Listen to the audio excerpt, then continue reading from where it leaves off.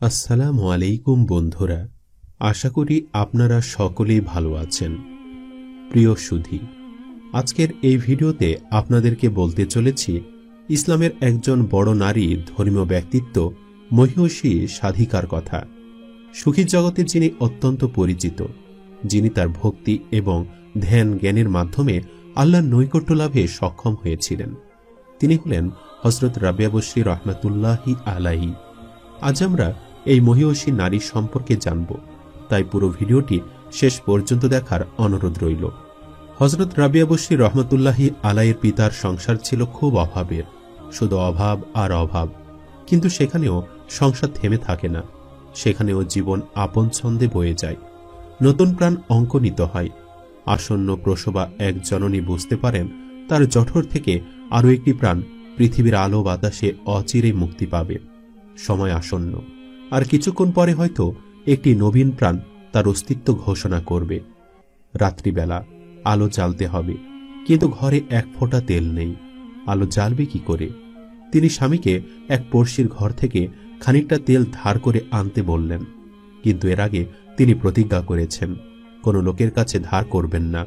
কিন্তু আজ আর স্ত্রীর অবস্থা উপলব্ধি করে অনিচ্ছা সত্ত্বেও ওই প্রতিবেশীর বাড়িতে গেলেন তেল ধার করতে। স্ত্রীর জন্য তিনি প্রতিজ্ঞা ভাঙলেন, কিন্তু কাজ হল না। ধার দেওয়া তো দূরের কথা, প্রতিবেশী বাড়ির দরজা পর্যন্ত খুলল না। নিরাশ হয়ে তিনি ফিরে এলেন। তারপর একসময় যে চোখ দুটি পানিতে ভাসছিল তা বুঝে এলো তন্দ্রায়। আর তিনি স্বপ্ন দেখলেন রাসূলুল্লাহ এসে তাকে সান্ত্বনা দিচ্ছেন, কেঁদো না, দুঃখ করো না, আল্লাহর ইচ্ছায় তুমি এক অসাধারণ কন্যার পিতা হতে চলেছ। ভবিষ্যতে সে এক অন্যতম মহিষী নারী হবে, জান্নাতের অগ্রবর্তিনীদের অন্যতম হবে। তার সুপারিশে আমার ৭০,০০০ পাপী উম্মত মুক্তি পাবে। স্বপ্নযোগে রাসূল করিম সাল্লাল্লাহু আলাইহি সাল্লাম তাকে বসরার আমির ঈসার নিকট যেতে বললেন। এক টুকরো কাগজে কয়েকটি কথা লিখে নিতেও বললেন। কথাগুলি হল, হে আমির, তুমি প্রতি রাতে শোবার সময় ১০০ বার দরুদ শরীফ পাঠ করে থাকো, আর জুমার রাতে পড়ো ৪০০ বার। আর যেহেতু গত জুমায় দরুদ পাঠ করনি, অতএব ক্ষতিপূরণ স্বরূপ ৪০০ দিরহাম দান করে দাও। ঘুম ভেঙে গেল। এই আশ্চর্য স্বপ্ন দেখে তিনি জেগে উঠলেন, আর স্বপ্নের নির্দেশ মতে একখানি কাগজে রাসূলুল্লাহ সাল্লাল্লাহু আলাইহি সাল্লামের কথাগুলি লিখে নিলেন। পরদিন ভোরে একটি লোক মারফত সে বাণীলিপি পাঠিয়েছিলেন বসরার আমিরের কাছে। লিপি পড়ে বসরার আমির ঈসা অবাক। মহানবী সাল্লাল্লাহু আলাইহি সাল্লামের মূল্যবান উপদেশের কৃতজ্ঞতা স্বরূপ তিনি ১০,০০০ দিরহাম দিন দুঃখীদের দান করলেন, আর যার মাধ্যমে রাসূলুল্লাহ সাল্লাল্লাহু আলাইহি সাল্লামের এ অমূল্য বাণী লাভ করেছেন, তার জন্য ৪০০ দিনার আলাদা করে রাখলেন। পরে একদিন নিজেই দিনার গলি নিয়ে গেলেন তার সঙ্গে দেখা করতে। যথাসময়ে তার সঙ্গে দেখা হলো বসরার আমির ঈসার। দিনারগুলি তার হাতে তুলে দিয়ে বললেন, আপনার যখন যা দরকার হবে দয়া করে আমাকে জানাবেন, কোনো সংকোচ করবেন না, আমি তার ব্যবস্থা করব। রাসূলুল্লাহ সাল্লাল্লাহু আলাইহি সাল্লামের স্বপ্ন প্রদত্ত বাণী বৃথা যায়নি। অভাব পীড়িত অতি দরিদ্র মানুষটি সত্যি এক মহিমান্বিত কন্যা রত্ন লাভ করলেন। এই কন্যায় রমণী কুল শিরোমণি মহাতাপসী হযরত রাবিয়া বসরি রহমাতুল্লাহি আলাইহি এক দরিদ্র জীর্ণ পরিবারে নিষ্প্রদীপ কুটিরে আলো ফুল হয়ে ফুটলেন। তার আলোক প্রভায় সুবাসে শুধু সে কুটিরই নয়, তমসাচ্ছন্ন পৃথিবীর যাবতীয় অন্ধকার দূর হয়ে গেল।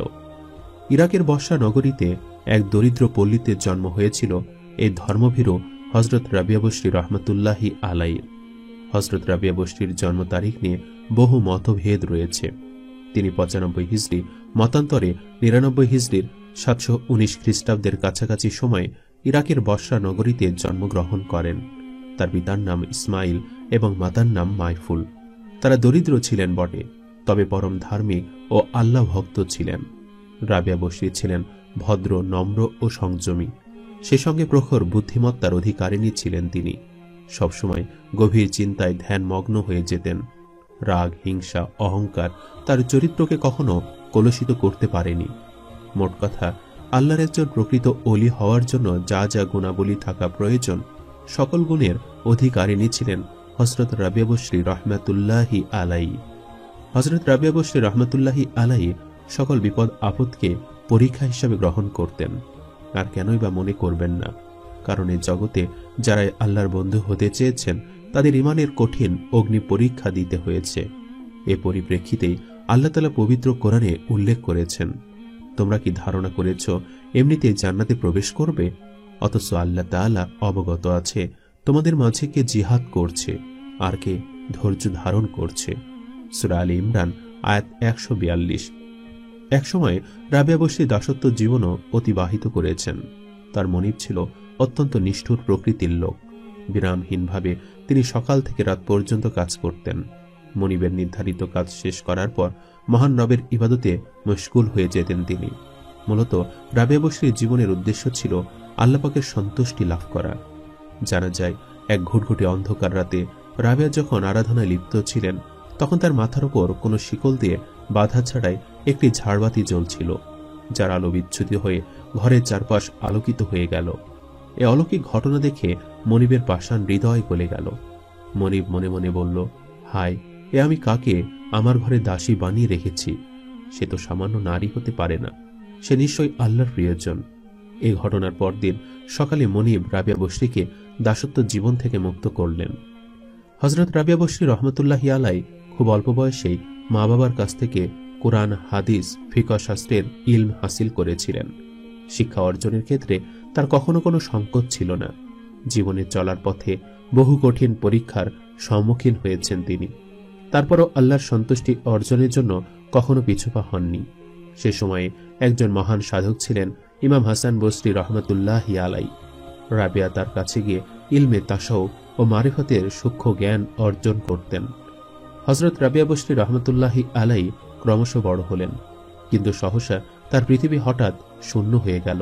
প্রথমে চিরবিদায় নিলেন রত্ন প্রসবিনী জননী, পরে পিতা, রয়ে গেল 4টি অনাথ বোন।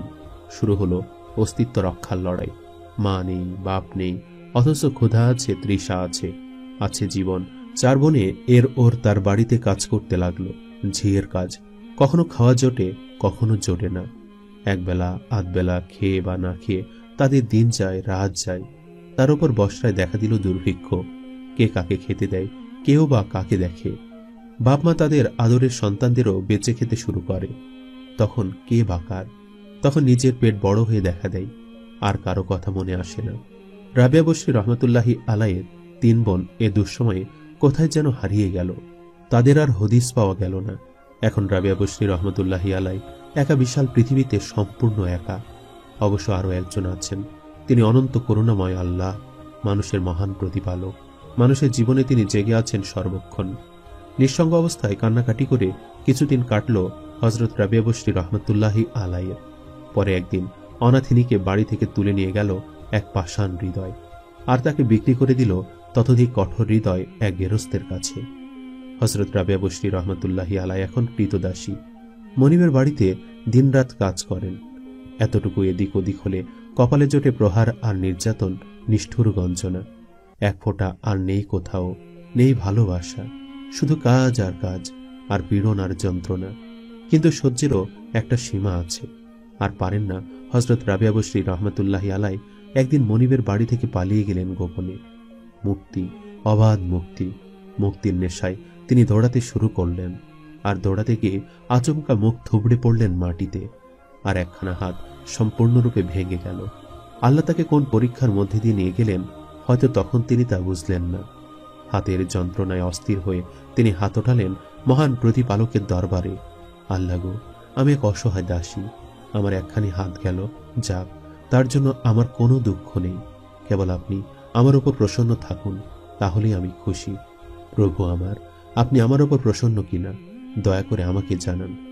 তার এই আপাত প্রার্থনার উত্তর পাওয়া যায়।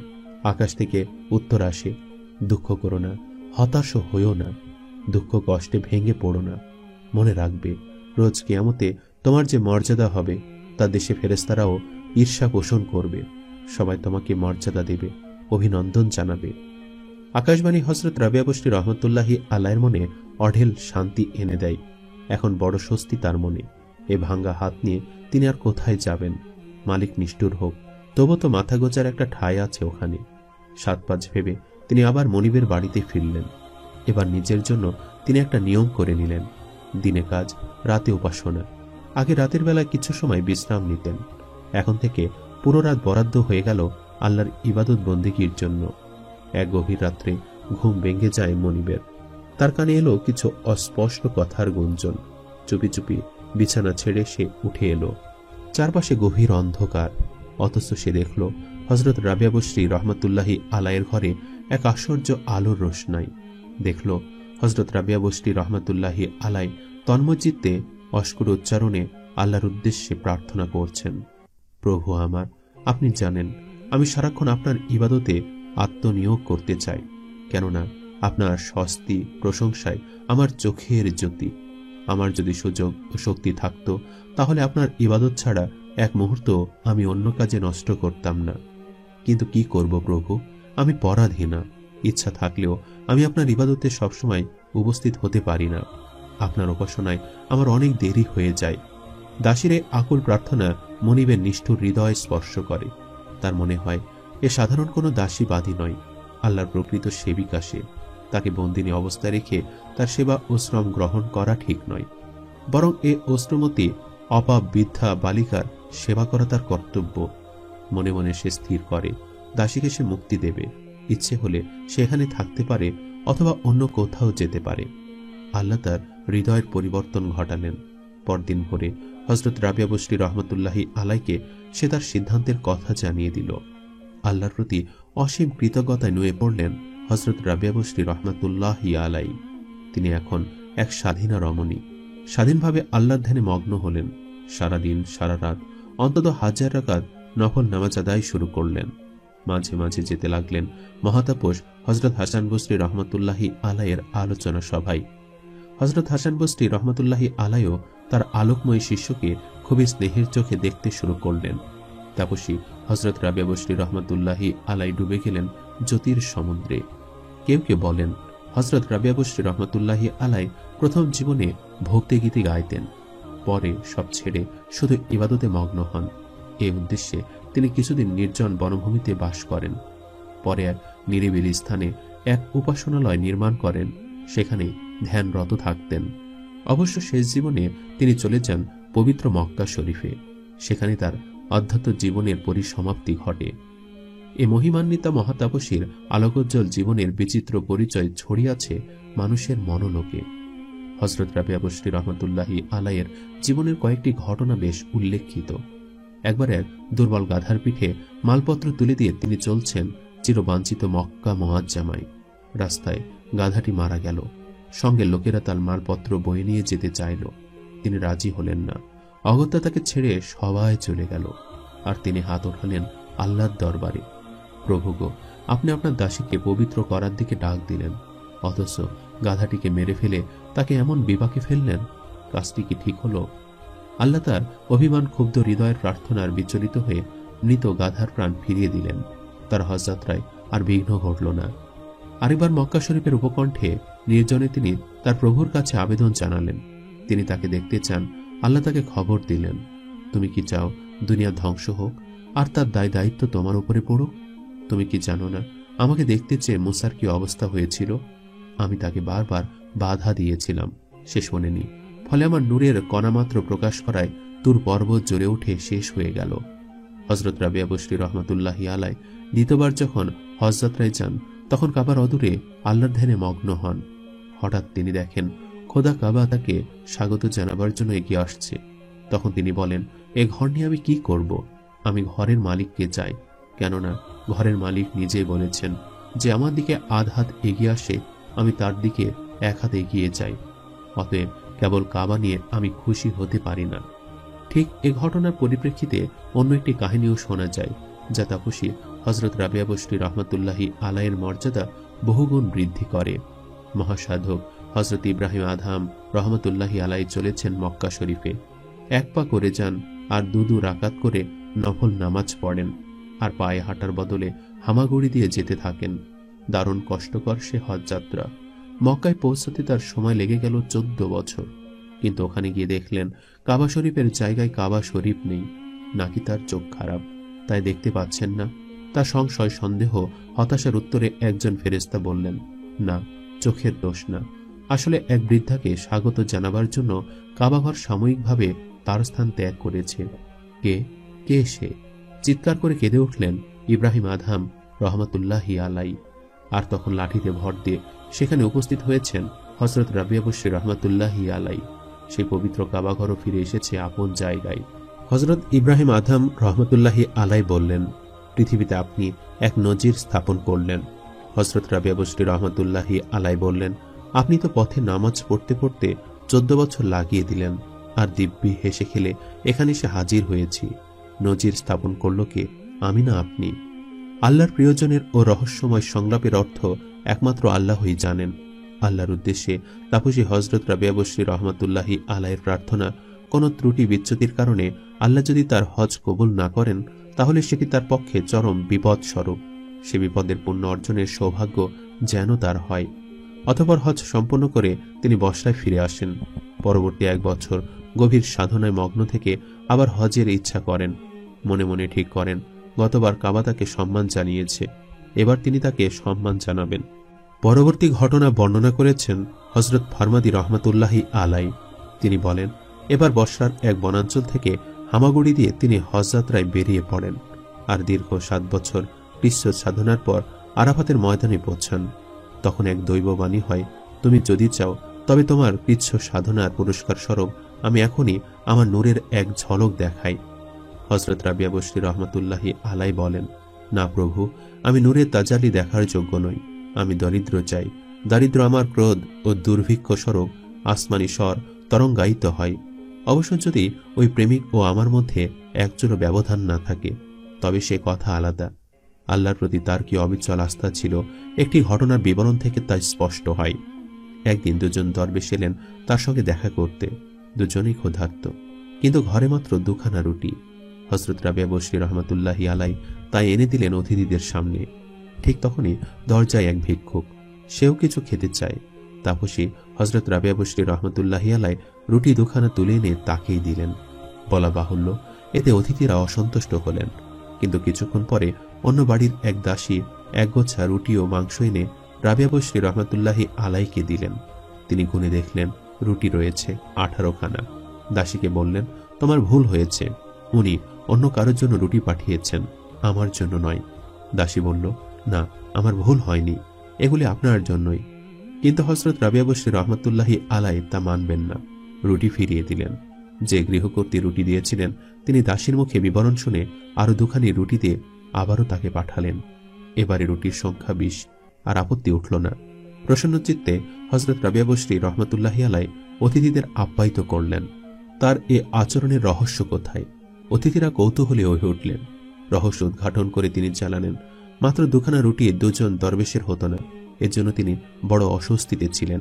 হয়তো আল্লাহ তার অন্তরের অস্বস্তি উপলব্ধি করে ওই ভিক্ষুককে পাঠান, আর তিনি রুটি 2 খানা তাকেই দান করেন। একটি দানের বদলে আল্লাহ 10 গুণ দেন। আল্লাহর এই প্রতিশ্রুতির ওপর অবিচল আস্থা রেখে অতিথি আপ্যায়নের পুরো দায়িত্ব তিনি আল্লাহর ওপরই ন্যস্ত করেন। দাসী যখন প্রথমে 18 খানা রুটি এনে দিল, তখন তিনি বুঝলেন এ তার জন্য নয়। কেননা তিনি যখন 2 খানা রুটি দিয়েছেন, তখন তিনি পাবেন তার 10 গুণ, অর্থাৎ 10 দুগুণে 20 খানা। তাই তখন তিনি রুটি ফেরত দেন। দ্বিতীয় দফায় অবশ্য 20 খানা রুটি এলো, আর তিনি তা গ্রহণ করলেন। নিশ্চিন্তে বিষয় বিমূঢ় দরবেশ অতিথিরা নির্বাক হয়ে গেলেন। সত্যি কথা বলতে, কি একজন নারী যে আল্লাহ সুবহানাহু ওয়া তাআলাকে কি প্রচন্ড রকম ভাবে ভালোবাসতে পারে, উনার জীবনী দেখলে বোঝা যায়। হাসান বসরি, সুফিয়ান শাওরি, ইব্রাহিম বিন আদহাম, জুন্নুন মিসরি রহমাতুল্লাহি আলাই প্রমুখ স্বনামধন্য সুফিরা ওনার কাছে ইসলাম নিয়ে আলোচনা করার জন্য আসতেন। ওনারা একসাথে ইসলামের অনেক গভীর রুহানিয়াত তত্ত্ব নিয়ে আলোচনা করতেন। তাপসী রাবিয়া বসরি রহমাতুল্লাহি আলাই একবার বলেছিলেন, আমার ইচ্ছা হয় আগুন দিয়ে জান্নাত পুড়িয়ে দেই, আর পানি দ্বারা জাহান্নামের আগুনকে নিভিয়ে দেই, যেন মানুষ কখনো জান্নাতের লোভে বা জাহান্নামের ভয়ে আল্লাহ সুবহানাহু ওয়া তাআলার ইবাদত না করে।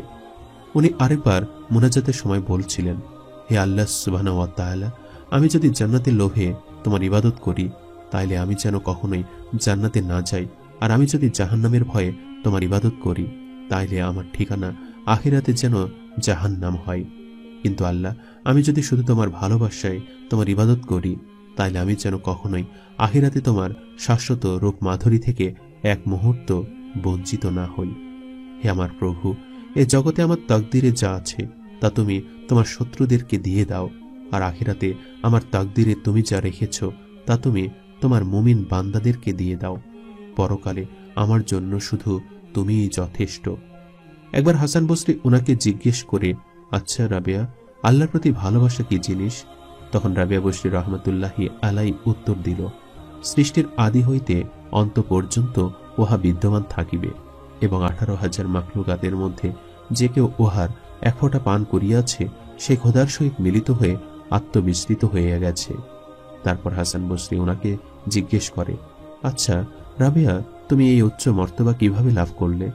তখন রাবেয়া বসরি রহমতুল্লাহি আলাই উত্তর দিল, নিজের সমুদয় বস্তু তাহার মধ্যে বিলিয়ে দিয়ে। তারপর হাসান বসরি ওনাকে জিজ্ঞেস করে, আচ্ছা রাবেয়া, তুমি তাহাকে কিভাবে জানলে? তখন রাবেয়া বসরি রহমতুল্লাহি আলাই উত্তর দিল, হাসান, আপনি আল্লাহ সুবহানাহু ওয়া তাআলাকে তর্ক বিতর্ক দ্বারা জানিয়েছেন, আর আমি বিনা বাক্য ব্যয়ে শুধু আমার ভালোবাসা দ্বারা তাহাকে জানিয়াছি ও চিনিয়াছি।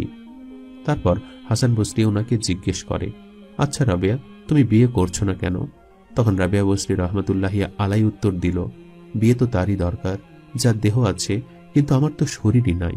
আমি তো স্বীয় শরীরের মালিক নই, সমস্তই তাহাতে বিলীন করে দিয়েছি।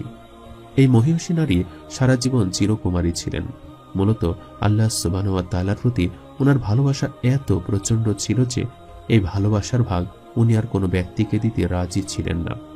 এক ব্যক্তি এসে ওনাকে বলে, অনেকদিন ধরে আমি ইবাদত করছি, কিন্তু আল্লাহ সুবহানাহু ওয়া তাআলার পক্ষ থেকে কোনো সাড়া শব্দ পাচ্ছি না।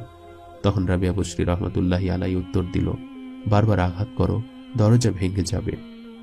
সুফিয়ান শাওরি ওনাকে একবার জিজ্ঞেস করে, আল্লাহ সুবহানাহু ওয়া তাআলার প্রতি ভালোবাসার জিনিসটা আসলে কি রকম? তখন রাবেয়া বসরি রহমতুল্লাহি আলাই উত্তর দিল, ভালোবাসার মানুষ দ্বারা প্রদেয় কষ্টটাও যখন এরকম মধুর লাগবে, যেরকম হযরত ইউসুফ আলাইহিস সালামকে দেখার সময় মিশরের নারীরা চাকু দ্বারা ফল কাটতে গিয়ে তাদের আঙ্গুল কেটে ফেলছিল, কিন্তু হযরত ইউসুফ আলাইহিস সালামের সৌন্দর্য অবলোকন করার কারণে তারা একটু ব্যথাও অনুভব করেনি। এক ব্যক্তি একদিন রাবেয়া বসরির কাছে আসলো। ওই ব্যক্তির মাথায় পট্টি বাঁধা ছিল। রাবেয়া বসরি তখন তাকে জিজ্ঞাসা করল, মাথায় পট্টি বাঁধার কারণ? ওই ব্যক্তি উত্তর দিল, তীব্র মাথা ব্যথার কারণে। রাবেয়া বসরি জিজ্ঞেস করল, তোমার বয়স কত? সে উত্তর দিল, 40 বছর। রাবেয়া বসরি তখন তাকে জিজ্ঞেস করল, আগে কখন কি মাথা ব্যথা হয়েছিল? তখন সে বলল, না। তখন রাবেয়া বসরি বললেন, দীর্ঘ 40 বছর আল্লাহ তোমাকে ভালো রাখলো, আর আজকে সামান্য একটু মাথা ব্যথার কারণে আল্লাহর প্রতি অসন্তুষ্টি দেখিয়ে মাথায় পট্টি বেঁধে ফেললে? মৃত্যু সজ্জায় ওনার ভক্তরা ওনাকে চিকিৎসা করাতে চাইলে উনি ভক্তদেরকে বললেন, চিকিৎসকই আমাকে অসুস্থ করেছে। ইরাকের বসরা নগরী গোলাপ ফুলের জন্য জগৎ বিখ্যাত ছিল, আর এই বসরা নগরীতেই রুহানিয়াত জগতের সবচেয়ে চমৎকার ফুলটা ফুটেছিল। তাপসী রাবেয়া বসরি রহমতুল্লাহি আলাইহির জীবনীকার ইরানের সুফি ফরিদ আল দিনাত্তা আক্তার ওনার মৃত্যুর পর বলেছিলেন, রুহানিয়াত জগতের এক পেয়ালা পানি পান করে যেখানে আমরা নিজেদেরকে স্থির রাখতে পারি, আর সেইখানে রাবেয়া বসরি রহমতুল্লাহি আলাই রুহানিয়াত জগতের সমুদ্র পরিমাণ পানি ধারণ করে কিভাবে নিজেকে স্থির রাখতেন তা শুধু আল্লাহ সুবহানাহু ওয়া তাআলাই ভালো জানেন। একদিন হযরত রাবেয়া বসরি রহমতুল্লাহি আলাই এসেছেন হযরত হাসান বসরি রহমতুল্লাহি আলাইয়ের বাড়িতে। তিনি তখন কাঁদছেন, প্রবল কান্না। রাবেয়া বসরি রহমতুল্লাহি আলাই বললেন, এই কান্না যদি অকৃত্রিম হয় খুব ভালো কথা, কিন্তু যদি কৃত্রিমতা থাকে তাহলে কান্নার অতলে আপনি হারিয়ে যাবেন, তাকে আর খুঁজে পাওয়া যাবে না। হযরত রাবেয়া বসরি রহমতুল্লাহি আলাইয়ের কথায় হযরত হাসান বসরি রহমতুল্লাহি আলাই আহত হলেন, কোনো উত্তর না দিয়ে চুপ করে রইলেন। আরও একদিন হযরত রাবেয়া বসরি রহমতুল্লাহি আলাই ফোরাত নদীকূলে ধ্যানরতা। হযরত হাসান বসরি রহমতুল্লাহি আলাই গিয়ে সেখানে উপস্থিত হলেন। তাপসীর ধ্যান ভাঙলে দুজনের মধ্যে কিছু কথাবার্তা হলো। এক সময় হযরত হাসান বসরি রহমতুল্লাহি আলাই নদীর পানির উপর তার জায়নামাজ বিছিয়ে বললেন, এসো নামাজ পড়ি। তাপসী হযরত রাবেয়া বসরি রহমতুল্লাহি আলাই বললেন, হযরত, এটা যদি আপনার লোক দেখানো হয় তো খুব ভালো কথা, আর তা যদি না হয় তাহলে আসুন আমরা শূন্যে নামাজ পড়ি। এ বলে তিনি শূন্যে তার জায়নামাজে পেতে দিলেন। হযরত হাসান বসরি রহমতুল্লাহি আলাই মনে মনে নিজেকে অতি ক্ষুদ্র মনে করলেন। হযরত রাবেয়া বসরি রহমতুল্লাহি আলাই তার অবস্থা অনুধাবন করে বললেন, আপনি যা দেখালেন তা এমন কিছু নয়, সামান্য মাছও তা পারে, আর আমি যা দেখালাম তা তুচ্ছ মাছিও পারে, আসল কাজ কিন্তু এর অনেক ওপরে। তার সম্পর্কে হযরত হাসান বসরি রহমতুল্লাহি আলাই বলেন, একবার আধ্যাত্ম সাধনার নানা জটিল তত্ত্ব নিয়ে তার সঙ্গে আমার অহরাত্র আলোচনা হয়, কিন্তু মুহূর্তের জন্যও ও আমার যেমন মনে হয়নি যে আমি একজন পুরুষ, তেমনি তারও মনে হয়নি সে একজন মহিলা। বিদায় নেবার সময় মনে হলো আমি অতি তুচ্ছ একটি লোক, আর সে বিশুদ্ধ এক তাপসী। তার বিশুদ্ধতা সম্পর্কে হযরত হাসান বসরি রহমতুল্লাহি আলাইয়ের মনে কোনো সংশয় ছিল না। এক রাতে তিনি একদল অনগামী সহ হযরত রাবিয়া বসরি রহমতুল্লাহি আলাইয়ের বাসভবনে যান। তার বাড়িতে আলোর ব্যবস্থা ছিল না, কিন্তু হযরত রাবিয়া বসরি রহমতুল্লাহি আলাই জানতেন হযরত হাসান বসরি রহমতুল্লাহি আলাইয়ের আলোর দরকার। তাই তিনি তার একটি আঙ্গুলে দম দিলেন, আর আঙ্গুলটি উদ্ভাসিত হয়ে আলো দিতে লাগল। হযরত হাসান বসরি রহমতুল্লাহি আলাইয়ের শীর্ষগণ সবিস্ময়ে বলে উঠলেন, এটা কি করে সম্ভব হলো? তাপসী হযরত রাবিয়া বসরি রহমতুল্লাহি আলাই তার উত্তর দিতে গেলেন, কিন্তু তার আগেই হযরত হাসান বসরি রহমতুল্লাহি আলাই বললেন, যিনি রাসূলুল্লাহ সাল্লাল্লাহু আলাইহি ওয়াসাল্লামের একান্ত অনুগত, তার পক্ষে এসব কাজ কিছুই নয়। আল্লাহর নবীদের দ্বারা যদি মুজিজা প্রকাশ পায়, তাহলে আল্লাহর আউলিয়াদের দ্বারা অলৌকিক কাণ্ড হতে পারে, তাতে অবাক হওয়ার কি আছে? একবার হযরত রাবিয়া বসরি রহমতুল্লাহি আলাই হযরত হাসান বসরি রহমতুল্লাহি আলাইয়ের কাছে 3টি উপহার পাঠিয়ে সেগুলোর প্রতীকী তাৎপর্য ব্যাখ্যা করেন। উপহার 3টি হল মোম, সূচ ও এক গাছি চুল। তার কথা ছিল মোমের মতো আলো দিয়ে বিগলিত হতে হবে, সূচের মতো সবসময় মানুষের কাজে লাগতে হবে, আর এসব করতে করতে নিজেকে চুলের চেয়ে অক্ষীণতর করে তুলতে হবে, তবে উদ্দেশ্য সফল হবে। হযরত হাসান বসরি রহমতুল্লাহি আলাই প্রশ্ন করলেন, তুমি এত উচ্চ মর্যাদার অধিকারিণী হলে কিভাবে? হযরত হাসান বসরি রহমতুল্লাহি আলাইয়ের উত্তর, সবকিছু আল্লাহতে সমর্পণ করে দিয়ে। তাকে জানলে ও চিনলে কি করে? হযরত রাবিয়া বসরি রহমতুল্লাহি আলাই বললেন, আপনি তাকে চিনেছেন যুক্তি তর্কের মাধ্যমে, কিন্তু আমি তার সন্ধান পেয়েছি বিনা বাক্য ব্যয়ে। হযরত হাসান বসরি রহমতুল্লাহি আলাই তার কাছে মারিফতের শিক্ষা সম্পর্কে জানতে চাইলে তিনি বলেন, কয়েকটি টুপি সেলাই করে আমি বিক্রি করি, আর 2টি মুদ্রা পাই, একটি ডান হাতে, অন্যটি বাম হাতে। দুটিকে একই হাতে ধারণ করি না, তা করলে হয়তো মুদ্রা সঞ্চয়ের দিকে মনটা ঝুঁকে যেতে পারে, আর তা হতে পারে আমার পথভ্রষ্টতার কারণ। এভাবে আমি আমার প্রবৃত্তির ওপর জয়ী হয়েছি। অর্থাৎ তিনি সরাসরি আল্লাহর কাছ থেকে মারিফতে শিক্ষা লাভ করেন, কোনো মানুষের মাধ্যমে নয়। আসলে রাবিয়া ছিলেন খুবই দরিদ্র পরিবারের মেয়ে। তিনি ছিলেন তার পরিবারের চতুর্থ কন্যা। ইতিহাসের একজন বড় ধর্মীয় ব্যক্তিত্ব ছিলেন রাবিয়া বসরি রহমতুল্লাহি আলাই। আসলে তিনি ইতিহাস জুড়ে মুসলমানদের দ্বারা সম্মানিত একটি উদাহরণ স্থাপন করেছেন। রাবিয়া বসরি রহমতুল্লাহি আলাই এবং তাদের পরিবার প্রচুর দরিদ্র হলেও তারা ছিল পরম ধার্মিক। রাবিয়া ভদ্র নম্র প্রকৃতির একজন। আল্লাহর একজন প্রকৃত ওলি হওয়ার জন্য যা যা গুণাবলী থাকার প্রয়োজন, তার সমস্ত রকমই রাবিয়া বসরি রহমতুল্লাহি আলাইয়ের মধ্যে ছিল। ছোট থেকে রাবিয়া প্রখর বুদ্ধিমত্তার অধিকারী। এছাড়া সবসময় একটি গভীর চিন্তাধারায় ধ্যানমগ্ন হয়ে যেতেন। রাবিয়া বসরির পরিবার এতটাই দরিদ্র ছিল যে বাড়িতে প্রদীপ জ্বালানোর মতো তেল থাকত না। এছাড়াও কাপড় মোড়ানোর মতো কাপড়ও ছিল না। রাবিয়া বসরির মা তার স্বামীকে প্রতিবেশীর কাছ থেকে কিছু তেল ধার করতে বলেছিল। তার মা কিন্তু রাবিয়ার বাবা জীবনে সংকল্প করেছিলেন ঈশ্বর ছাড়া কারো কাছে তিনি কিছু চাইবেন না। এইরূপ সংকল্প করার দরুন সে প্রতিবেশী দরজায় যাওয়ার ভান করে খালি হাতে বাড়ি ফিরে আসে। রাতে মোহাম্মদ তাকে স্বপ্নে দেখা দিয়ে বলেন, আপনার নবজাত কন্যা প্রভুর প্রিয় এবং অনেক মুসলমানকে সঠিক পথে নিয়ে যাবে।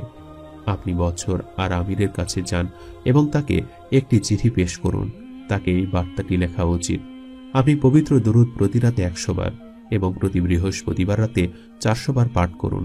যেহেতু আপনি গত বৃহস্পতিবার নিয়ম পালন করতে ব্যর্থ হয়েছেন, তাই আপনাকে 400 দিনার জরিমানা দিতে হবে। রাবিয়া বসরিকে রাগ, হিংসা, অহংকার কোনো কিছুই তার চরিত্রকে কলুষিত করতে পারেনি।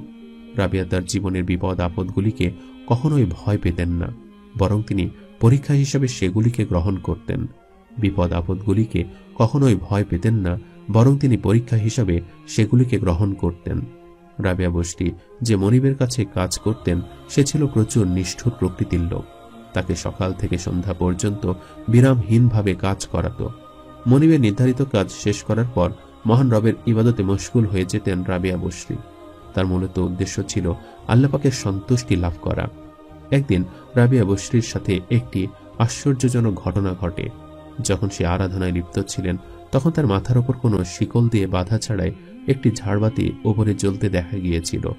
সেই ঝাড়বাতিটির আলো বিচলিত হয়ে ঘরের চারপাশে আলোকিত করে তুলেছিল এবং মনে মনে বলল, হায়, এ আমি কাকে আমার ঘরে দাসী বানিয়ে রেখেছি?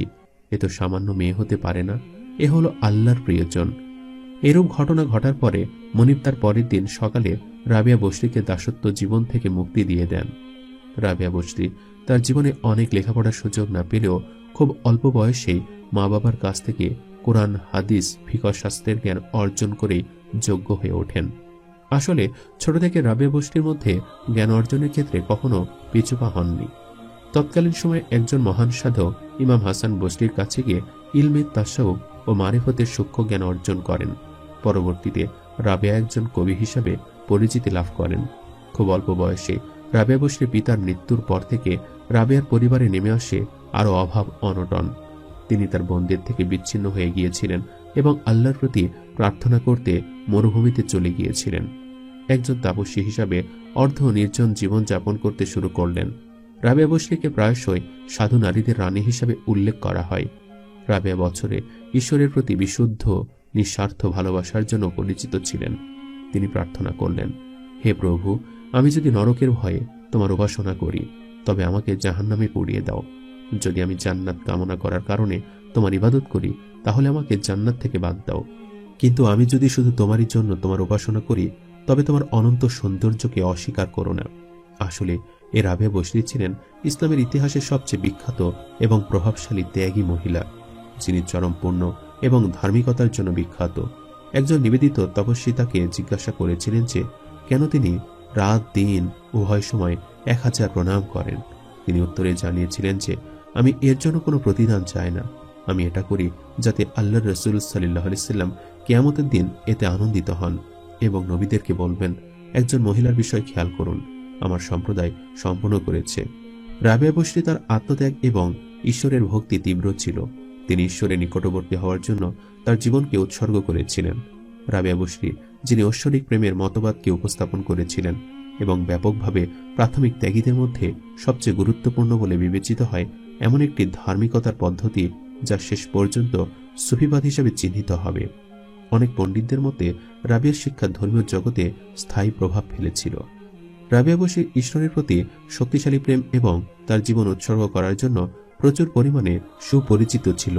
শুধুমাত্র রাবিয়া আধ্যাত্মিক নির্দেশনার জন্যই নয়, বরং তার নৈতিকতার জন্য অনেকের কাছে প্রিয় ছিলেন। ঈশ্বরের প্রতি তার ভক্তি যথেষ্ট পরিমাণে ছিল। সবচেয়ে উল্লেখযোগ্য গুণাবলীর মধ্যে তার মধ্যে ছিল নম্রতা এবং ব্রহ্মচর্য। তিনি অনেকের কাছে মূর্তিমান কারণ একা থাকা শুধুমাত্র ঈশ্বরের প্রেমে, ধর্মীয় আবেগ এবং ক্রমবর্ধমান মুসলিম জনসংখ্যার জন্য উদাহরণ স্থাপন করার জন্য। রাবিয়া বসরিকে ইসলামী প্রেমের রহস্যবাদের প্রতিষ্ঠাতা হিসাবে মনে করা হয়। বসরির মরিময় শহরা বিয়ার শিষ্যদের একটি বৃত্ত রয়েছে, যেখানে তিনি তার শিষ্যদের পাশাপাশি উদীয়মান মুসলমানদের ইসলামীয় ধর্ম এর পরামর্শ দিতেন। এছাড়াও সুফি অনুশীলনও করাতেন। যদিও শারীরিক অবশিষ্ট কিছুই নেই, তবু তার আশেপাশে মানুষের জীবনে তার প্রভাব এখনও তার সম্পর্কে বলা গল্পগুলি দেখা যায়। রাবিয়া বসরির অন্যান্য নামগুলো হল রাবিয়া আল মুসমাইয়া, রাবিয়া আল আদাবিয়া, রাবিয়া আল কাইশিয়া। আদাবিয়া নামটি তার বংশকে বোঝায় এবং কাইশিয়া নামটি তার গোত্রকে বোঝায়। তার জীবনে ঘটে যাওয়া বেশ কিছু বিরল ঘটনার মধ্যে আরেকটি ঘটনা হলো এমন। একবার রাবিয়া বসরি তার এক হাতে আগুনের পাত্র এবং অন্য হাতে এক বালতি জল নিয়ে রাস্তায় দৌড়াতে দেখা যায়।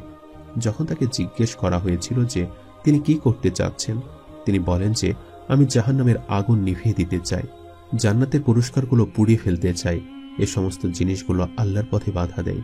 আমি শাস্তির ভয়ে বা প্রতিশ্রুতির জন্য ইবাদত করতে চাই না। হযরত রাবিয়া বসরি রহমতুল্লাহি আলাইহির প্রার্থনা ছিল গভীর। হযরত রাবিয়া বসরি রহমতুল্লাহি আলাইহির প্রার্থনা ছিল খুবই নিগূঢ়, ব্যঞ্জনাধর্মী। যেমন তিনি বলতেন, প্রভু গো, বিচার দিবসে আপনি যদি আমাকে জাহান্নামে নিক্ষেপ করেন, তাহলে আমি আপনার এমন এক গোপন রহস্য ফাঁস করব যাতে জাহান্নাম আমার থেকে 1000 বছরের পথ দূরে পালিয়ে যাবে। তার প্রার্থনা সরল কিন্তু সংকেতময়। তিনি বলতেন, প্রভু আমার, এ জগতে আমার জন্য যা রেখেছেন তা আপনার শত্রুদের দিয়ে দিন, আর ওই জগতে আমার জন্য যা নির্দিষ্ট তা আপনার মিত্রদের দান করুন। আমি ওসবের প্রত্যাশী নই, আমার জন্য আপনি যথেষ্ট।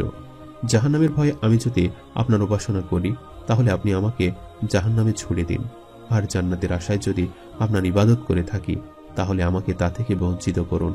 আর যদি শুধু আপনার উদ্দেশ্যে ইবাদত করে থাকি, তাহলে দয়া করে আমাকে আপনার চিরসন্তুষ্টি দান করুন। আপনার দিদার থেকে আমি যেন বঞ্চিত না হই। তার প্রার্থনার অতলস্পর্শী আবেদন মানুষের মর্মমূল কাঁপিয়ে দেয়। আপনি যদি জাহান্নামে নিক্ষেপ করেন, তাহলে আমি আর্তচিৎকারে বলবো, প্রভু গো, আমি তো আপনাকে ভালোবাসতাম। তারপরেও কি সে প্রিয় বন্ধু তার বন্ধুর সাথে এরূপ ব্যবহার করে? এ প্রার্থনার উত্তরে তিনি শুনতে পান, তুমি আমার উপর এমন ভ্রান্ত ধারণা পোষণ করো না। তুমি আমার সে বন্ধুদের অন্তর্ভুক্ত হবে যারা রোজ কিয়ামতে আমার সঙ্গে কথা বলবে। কি আপ্লুত উচ্চারণ তার! প্রভু গো, এ জগতে আমার একমাত্র ইচ্ছা ও কাজ আপনাকে স্মরণ করা ও স্মরণে রাখা, আর পরকালে আপনার দিদারের প্রত্যাশা। প্রভু আমার, একমাত্র আপনি আমার কামনা ও লক্ষ্য। আমার হৃদয়কে আপনি আপনার সংস্পর্শে রাখুন, আর আমার দুর্বল নামাজকে কবুল করুন। অবশেষে একদিন তার প্রভুর ডাক এলো। আসন্ন হয়ে উঠল জগৎ ও জীবন থেকে বিদায় নেবার পালা। তার অন্তিম শয্যার পাশে ছুটে এলেন কত বিশুদ্ধ হৃদয় মানুষ।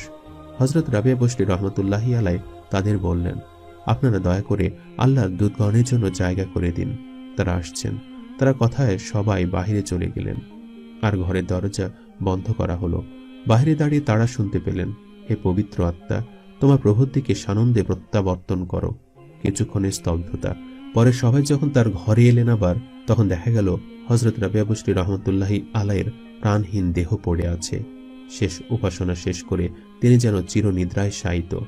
এক নিষ্প্রদীপ আলোয় রাত্রির অন্ধকারে তিনি এসেছিলেন, আর আজ মানুষের জন্য এক আলোর ভুবন রচনা করে চলে গেলেন তার মহিমাময় প্রভু ও প্রেমাস্পদের কাছে।